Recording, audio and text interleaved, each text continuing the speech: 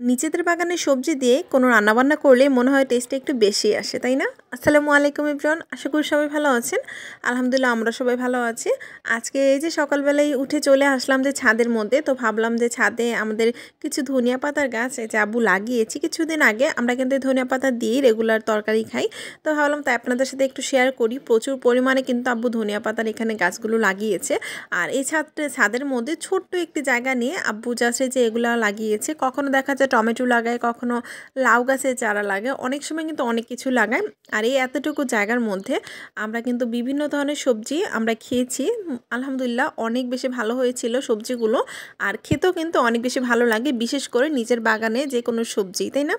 তো যাই হোক, এই যে এখানে আমি কথা বলতে বলতে কিছু ধনিয়া পাতা তুলে নিলাম যে আজকে রান্নাবান্না করার জন্য। সকালে নাস্তাটা তো আগে কমপ্লিট করে নিয়েছিলাম, আর আজকে শুধু চা আর রুটি খেয়েছিলাম সকালে। আর এই যে আমি রান্নাবান্না করার জন্য সব কিছু গুছিয়ে নিয়েছি। ছাদ থেকে এসে যে কোটাকাটি সব কিছু করে নিয়েছি। আসলে যদি রান্নাবান্না করার আগে কোটাকাটিগুলো একটু তাড়াতাড়ি নিজের মতো করে নেওয়া যায়, তাহলে কিন্তু রান্নাটা একেবারে খুবই তাড়াতাড়ি হয়ে যায়। তো এদিকে আমি একটু কুটে রেখে দিয়েছিলাম, কিন্তু ধুইনি, তো এখন এই যে সবগুলো ধুয়ে নিচ্ছি।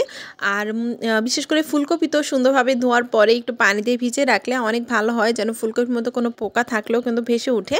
তো এই যে আমি কিন্তু কাটার সময় সুন্দরভাবে দেখে শুনেই কেটেছিলাম। তারপর আমি পানি দিয়ে একটু ভর্তি করে ভিজিয়ে রাখলাম ফুলকপিগুলো কিছুক্ষণের জন্য। আর এদিকে আজকে একটু রান্না করব ফুলকপি দিয়ে সিম দিয়ে তরকারি রান্না করব মাছ দিয়ে, আর একটু পালং শাক রান্না করব, তার জন্য পালং শাকও ধুয়ে নিয়েছি, আর একটু বেগুন ভাজি করব। তো যাই হোক, এখানে কিন্তু আমি রান্নাও বসিয়ে দিয়েছি। এখানে পেঁয়াজটা কিছুক্ষণ একটু ভেজে এরপরে যে দিয়েছি ফুলকপি আর সিমগুলো দিয়ে, এখন ফুলকপি আর সিমটাও কিন্তু পেঁয়াজের সাথে একটু ভেজে নিচ্ছি। আর এদিকে মাছটা আমি অন্য চুলায় ভাজতে দিয়ে দিয়েছি, কারণ মাছটা আমি একটু আগে ভেজে নিচ্ছিলাম, কারণ যেহেতু অন্য আরও রান্নাবান্না রয়েছে। তো মাছটা ভেজে এরপর আমি ওই চুলায় সমস্ত রান্নাবান্না করে নেব। আর এদিকে যখন আমি যে ফুলকপি আর সিমটা দিয়ে একটু ভেজে নিয়েছিলাম, তখন দিয়েছি কাঁচা টমেটো, কারণ এখন তো শীতের সিজন। এখন কিন্তু কাঁচা টমেটো না হলে আমার কাছে মনে হয় তরকারি ভালো লাগে না। আমি কিন্তু কাঁচা টমেটো অনেক বেশি ভালো লাগে আমার কাছে। তাই এই যে কাঁচা টমেটো দিয়ে দিলাম, দিয়ে এখন সুন্দরভাবে কিছু মশলা দিয়ে দিচ্ছি, হলুদের গুঁড়া, লবণ আর একটু মরিচের গুঁড়া। বাজে শীতের সময় কিন্তু বিভিন্ন ধরনের শীতের সবজি দিয়ে মাছ রান্না করে খেতে আমার কাছে ভীষণ ভালো লাগে। আর আমি মনে করি আমাদের বাংলাদেশের সবাই কিন্তু এই জিনিসটা অনেকই পছন্দ করে। যারা দেখা যায় কখনো সবজি খায় না, তারা কিন্তু শীতের মধ্যেও সবজি খায়। তো যাই হোক, এখানে কিন্তু এই যে সবজিগুলো একটু ভালোভাবে নেড়েচেড়ে আমি ভেজে নিচ্ছিলাম। এখানে কিন্তু আমি এখনও পানি দিইনি। সবজিগুলো ভালোভাবে কষিয়ে এরপর আমি ছোলে পানিটা অ্যাড করে দিব। আর অন্য চুলে আমি বাকি রান্নাবান্নাগুলোও কিন্তু করে নিচ্ছিলাম। পালং শাক ভাজি করে নিয়েছি, বেগুনটাও ভেজে নিয়েছি, ভাতটাও কিন্তু রান্না আমি বসিয়ে দিয়েছি, কারণ পালং শাক ভাজি করতে তেমন একটা সময় লাগে না।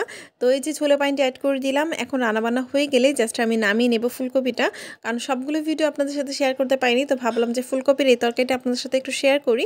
এই যে এখন ছোলে পানি দিয়ে ঢাকনা দিয়ে ঢেকে রেখে দিলাম। আমার প্রায় 10 থেকে 15 মিনিট লাগবে রান্নাটা হতে। ব্যাস আমার তো রান্নাবান্না হয়ে গেছে। আর উপর দিয়ে আমি মাছগুলো দিয়ে দিয়েছি, আর দিয়েছি ছাদে থেকে আনা ধনিয়া পাতা কুচি। তো আজকের জন্য এই পর্যন্তই। আল্লাহ হাফিজ।